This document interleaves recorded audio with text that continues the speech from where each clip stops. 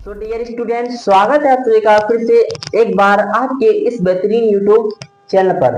तो स्टूडेंट्स, आज के इस वीडियो में हम आप सभी को क्लास 12 केमिस्ट्री विषय के अंतर्गत विलियम चैप्टर का सबसे मोस्ट इम्पोर्टेंट टॉपिक पढ़ाने वाला हूं, जो आपके बोर्ड एग्जाम की दृष्टि से बहुत ही ज्यादा इम्पोर्टेंट है। तो आप इस टॉपिक को मिस मत करना, इस वीडियो को आप पूरा देखना, ठीक है। और इस वीडियो से बेनिफिट आपको क्या होने वाला है कि जो ये नियम है आपका पूरा कंप्लीट होने वाला है। और यदि आप हमारे चैनल पर नए हैं तो सब्सक्राइब कर लीजिए, बेल आइकन को ऑल भी कर लीजिएगा। तो स्टार्ट करते हैं आज का ये वीडियो। देखिए, राउल का नियम होता क्या है, सर मतलब राउल का नियम समझते हैं। मैंने क्या किया, इसमें एक पात्र ले लिया, पात्र है, ठीक है, एक बर्तन है कोई। इस बर्तन में मैंने क्या किया,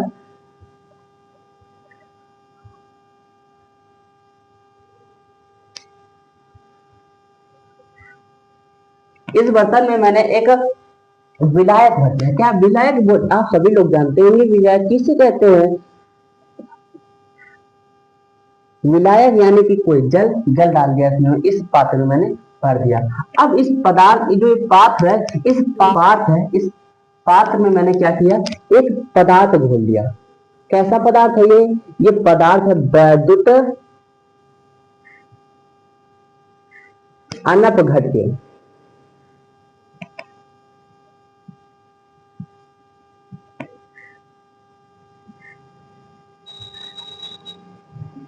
अनपघट पदार्थ है, वैद्युत अनपघट। अब जो वैद्युत अनपघट पदार्थ ये क्या होते हैं, देखिए जो वैद्युत अनपघट का पदार्थ का मतलब होता है, जैसे कि आपकी चीनी, चीनी वाला सुक्रोज, सुक्रोज को चीनी कहते हैं हम लोग अपनी भाषा में, केमिस्ट्री भाषा में सुक्रोज बोलते हैं। ग्लूकोज, ठीक है, ग्लूकोज,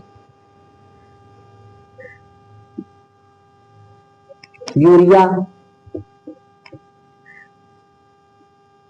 ये आपकी वैद्युत अनपघट्य पदार्थ है। क्या है, वैद्युत अनपघट्य पदार्थ है।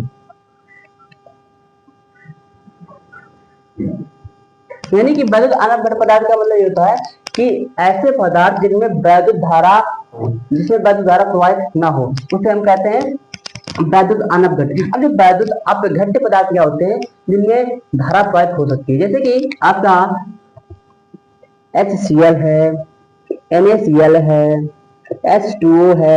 इनमें आपको इन पदार्थों में आपकी वैद्युत धारा प्रवाहित हो सकती है। तो ये हो गया आपके वैद्युत अपघट्य पदार्थ, ठीक है। तो अब ये समझ गए होंगे, ठीक है।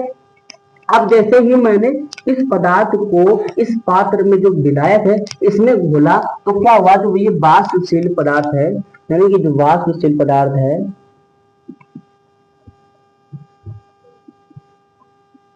वाष्पशील पदार्थ जो मैंने सुक्रोज मान ली डाल दिया इसमें, तो वाष्पशील पदार्थ में क्या होता है, आपेक्षिक अम्लन हुआ, आपेक्षिक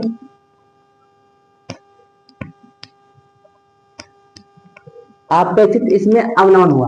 अपेक्षित अवनमन का मतलब क्या होता है, यानी इसमें वाष्प दाब की होने वाली कमी, वाष्प दाब की होने वाली कमी। आप लोगों को पता होगा, जिसे आप लोगों ने देखा भी होगा, यदि कोई पानी है वो खोलता हुआ उबलता हुआ पानी है, उसमें जैसे ही चीनी डालते हैं तो उसमें क्या होता है कि जो वो उबलता हुआ पानी है वो कुछ समय के लिए रुक जाता है, यानी कि उसमें उबलना थोड़ी धीमी, उसकी जो गति होती है उबलने की वो धीमी हो जाती है। तो उसी प्रकार ये है, ठीक है। यही आपका राउल्ट का नियम है।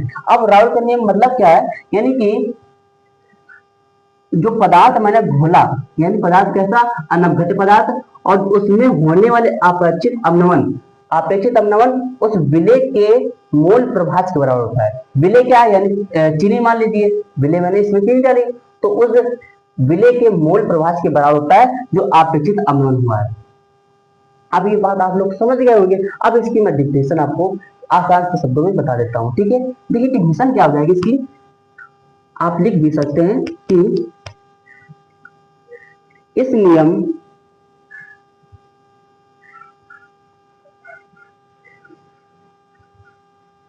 के अनुसार, इस नियम के अनुसार किसी विलायक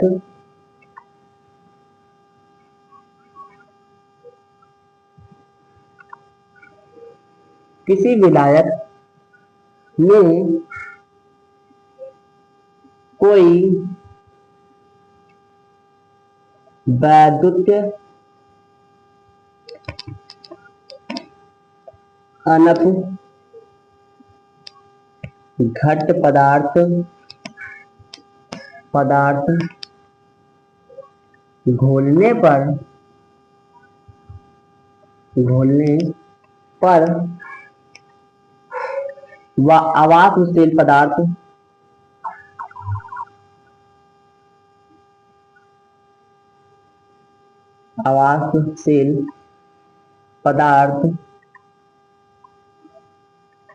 में होने वाला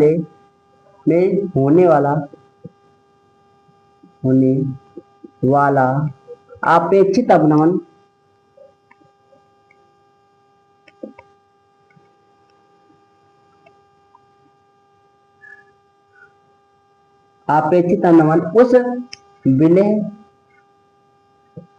उस विलेय के बराबर होता है। सॉरी, उस विलेय के मोल प्रभाज या मोल अंश भी बोल सकते हैं, ठीक है। मोल प्रभाज के बराबर होता है।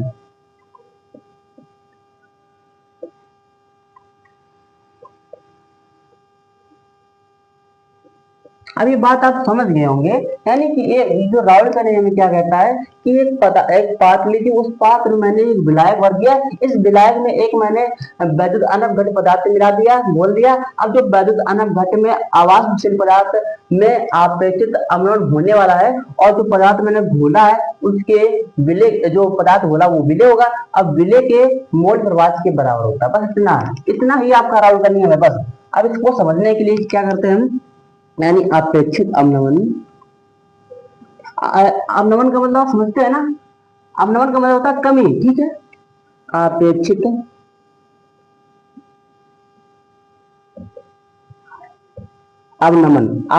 अवनमन बराबर क्या हो जाएगा, विलेय के मोल प्रभाज या मोल अंश भी बोल सकते हैं, ठीक है। मोल प्रभाज यानी कि बराबर होता है, ठीक है। अब इसको अपेक्षित अवनमन को लिख सकते हैं हम क्या, P naught A minus P A upon में पी नॉट ए बराबर क्या हो जाएगा।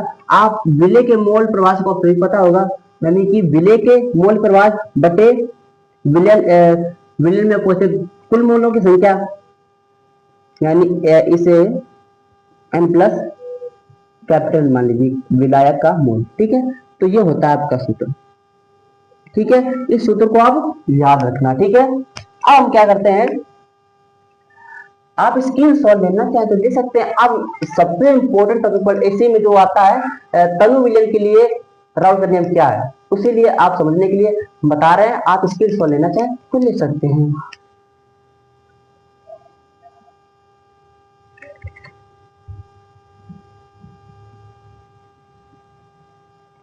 चलिए अब मुझे इसे रब करना पड़ेगा।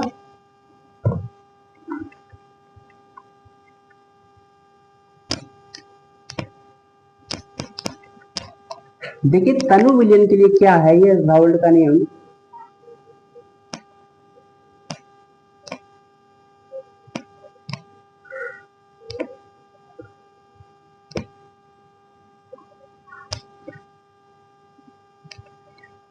यानी कि जो राउल का नियम तनु विलयन है, इसका मतलब क्या होता है, तनु विलयन का मतलब जिसकी सांद्रता बहुत ही कम हो। मैंने तनु विलयन आपको पढ़ा भी दिया है, यदि आप लोगों ने नहीं देखा तो जाकर देख लीजिएगा, मैं उसकी लिंक मैं आपके इस डिस्क्रिप्शन में दे दूंगा, ठीक है। देखिएगा तनु विलयन क्या आता है, तनु विलयन के लिए इसके क्या प्रभाव है, यानी कि n प्लस कैपिटल N बराबर हम n मान लेते हैं, ठीक है।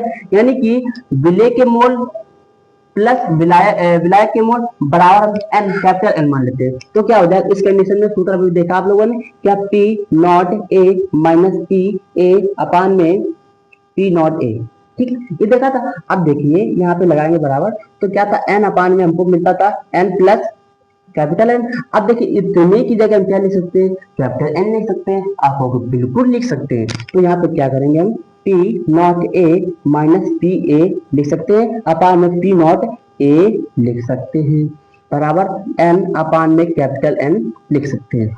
ठीक है, अब देखिए जो स्मॉल एन है, स्मॉल एन हमारा क्या है, विलय के मोल।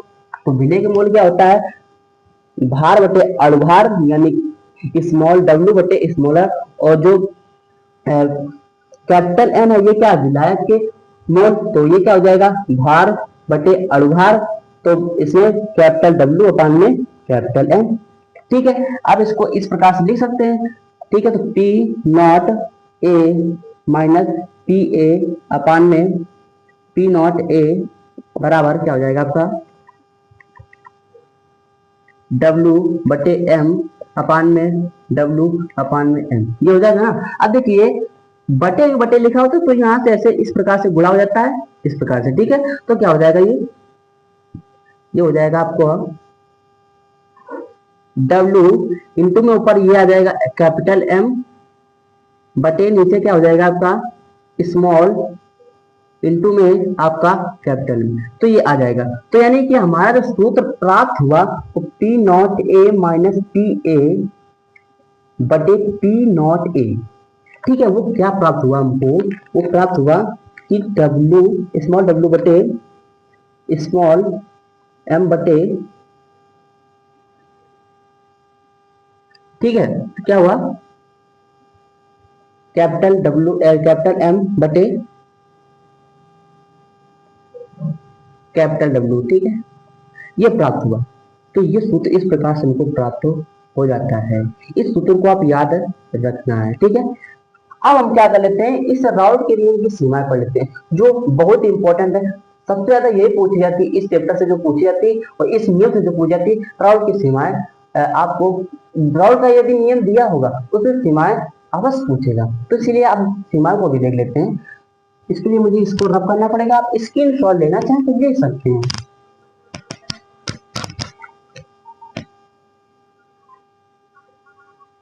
चलिए भाई, उम्मीद करता हूँ स्क्रीन शॉट आप लोग ले चुके होंगे। अब देखिएगा, यदि आप लोगों ने अभी तक हमारे चैनल को सब्सक्राइब नहीं किया है तो इसे सब्सक्राइब करके बेल आइकन को ऑल कर लीजिए।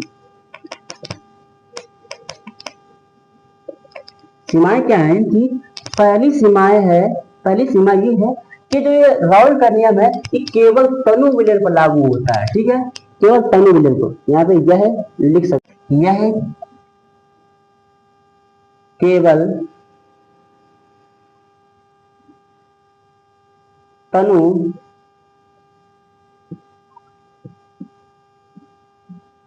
विलयन पर लागू होता है।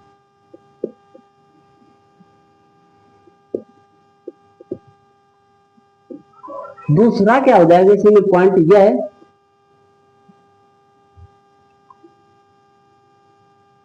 आवासशील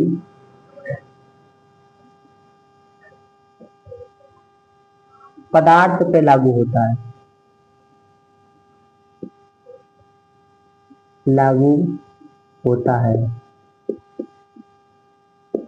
ठीक है, तीसरा पॉइंट इसमें हो जाएगा ये कि यह वैद्युत अनपघट्य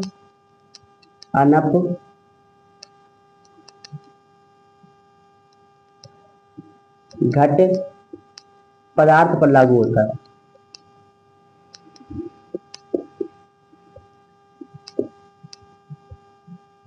आप नोट करते जाइए, आपको इसकी जो इंक खत्म हो चुकी है, आप इस पर ना दिखाई दे तो आप नोट करते जाइए जो मैं बोल रहा हूँ। ठीक है, आपकी जो चौथी है वो क्या है, इसका